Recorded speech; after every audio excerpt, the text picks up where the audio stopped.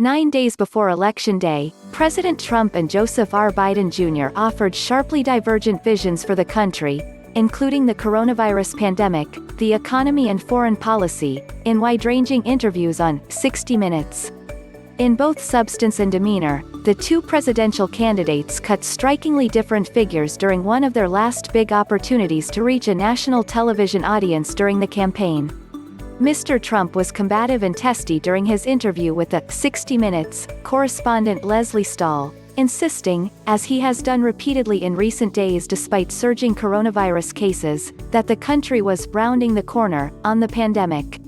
"We've done a very, very good job," he said at one point, falsely arguing that the increase in cases was because we're doing so much testing.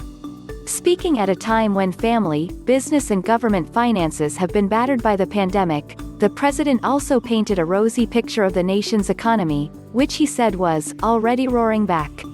Pressed to specify his biggest domestic priority, Mr. Trump responded that it was to get back to normal, and have the economy rage and be great with jobs and everybody be happy.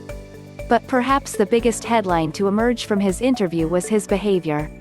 As he became increasingly irritated with the questioning, he cut off his interview with Ms. Stahl, then taunted her on Twitter and posted a 38-minute clip of the interview on Facebook. "Look at the bias, hatred and rudeness on behalf of 60 Minutes and CBS," Mr. Trump tweeted on Thursday with a link to the clip. Mr. Biden, for his part, was more measured in his interview with Norah O'Donnell of CBS News.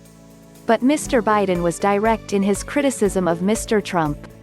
Asked what the biggest domestic issue facing the country was, he responded, "COVID. The way he's handling COVID is just absolutely, totally irresponsible," he said about Mr. Trump. As he has done before, he also rejected the suggestion from Mr. Trump and Republicans that he was a Trojan horse for the Democratic Party's left wing. "Mr. President, you're running against Joe Biden.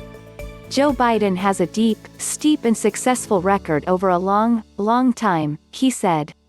In answer to a question about whether Mr. Trump could still win the election, Mr. Biden said he could.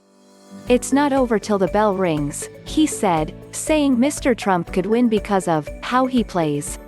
Mr. Trump, he added, is trying to sort of delegitimize the election, in a way that is designed to make people wonder whether or not they should, whether it's worth going to vote. Mr. Biden's newsiest answer was about the Supreme Court.